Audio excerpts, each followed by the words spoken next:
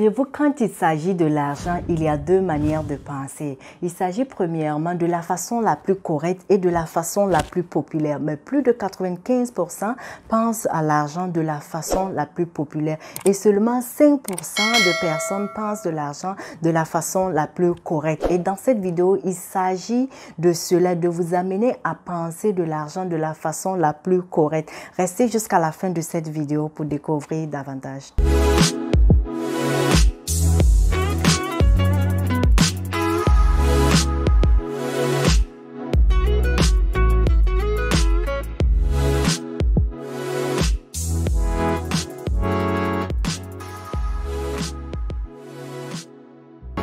Les deux manières de penser de l'argent ici, il s'agit du quotient émotionnel de l'argent et du quotient intelligent de l'argent. Le quotient intelligent de l'argent, c'est ce que l'on apprend dans l'école classique, c'est ce que l'on apprend des techniques d'investissement, c'est ce que l'on apprend sur la vie courante. Donc, beaucoup de personnes se focusent sur le quotient intelligent de l'argent que plutôt sur le quotient émotionnel qui est vraiment le plus important avec sa relation avec l'argent. J'ai appris cela du célèbre auteur japonais Ken Honda qui a plus de 50 livres sur le développement personnel, sur l'argent, sur l'art d'attirer de l'argent. C'est un japonais, c'est lui qui a fait sortir le célèbre livre Happy Money parce qu'on peut avoir de l'argent. Il ne suffit surtout pas aussi de gagner de l'argent. Selon lui, on peut avoir de l'argent qu'on appelle happy money and unhappy money.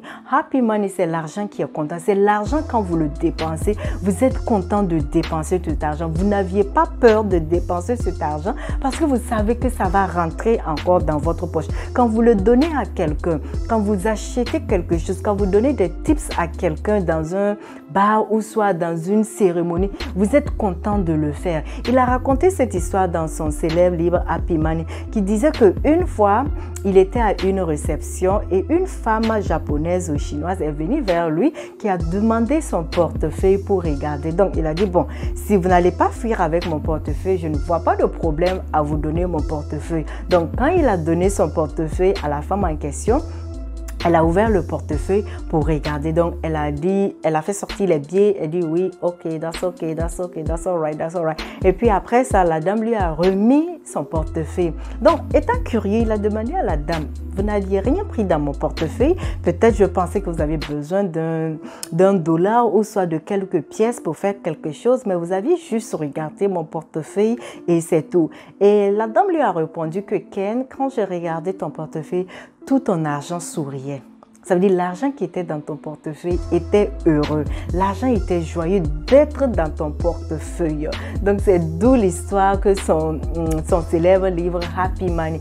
And Happy Money, c'est l'argent quand on vous donne, ça part très vite. L'argent quitte votre main. Même quand vous donnez à quelqu'un, c'est comme si vous étiez en colère. C'est comme si vous ne vouliez pas donner. C'est ça, il appelle que unhappy money. L'argent dans tout le temps sourit. Comme je l'ai dit, il ne suffit pas de gagner l'argent. Il suffit ici, la nouvelle truc, c'est de gagner happy money. L'argent qui est content, l'argent qui sourit tout le temps.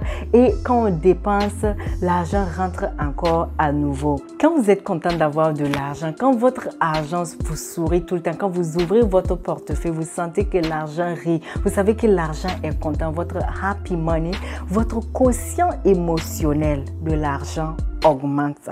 Mais quand vous aviez peur de parler de l'argent, quand vous êtes triste quand vous dépensez de l'argent, quand vous n'aimez pas dépenser, quand votre money est unhappy, votre quotient émotionnel aussi diminue parce que votre quotient intelligent de l'argent correspond au diplôme que vous aviez. Les MBA, les PhD, les Bachelor Degrees, tout ce que vous gagnez, c'est ça votre quotient intelligent. C'est ce qui correspond à votre quotient intelligent de l'argent. Mais votre quotient émotionnel de l'argent fait la différence entre ça. Donc, Ken Honda, l'intelligence émotionnelle est la fondation de la vie. Par exemple, quand vous passez d'un salaire de 10 000 à 30 000 $, Quelle est votre capacité à garder cet argent? Quelle est votre relation avec votre argent?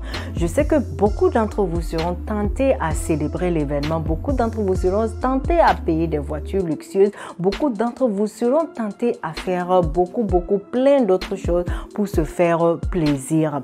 Il a eu à travailler avec de nombreux business owners et des CEO. Mais ces personnes arrivaient à un moment donné, ils étaient au sommet, mais à un moment donné encore, ils sont revenus vers le bas parce qu'ils n'avaient pas cette capacité émotionnelle, ils n'avaient pas cette intelligence émotionnelle. Parce que dès que votre revenu augmente, les dépenses aussi vont augmenter. Parce que Ken Honda, il a vraiment étudié l'art de l'argent, il a étudié ça dans tous les détails. Il a eu à prendre sa retraite à l'âge de 29 ans parce qu'il s'y connaissait vraiment en matière d'argent. Dites-moi en commentaire de quelle façon vous pensez à l'argent, de la façon la plus correcte ou de la façon la plus populaire. Et si vous n'êtes pas encore abonné à ma chaîne, je vous invite à vous abonner, d'activer la cloche de notification pour ne rater aucune de mes vidéos tous les samedis. Et n'oubliez pas de mettre des j'aime et de partager la vidéo. Et à samedi prochain.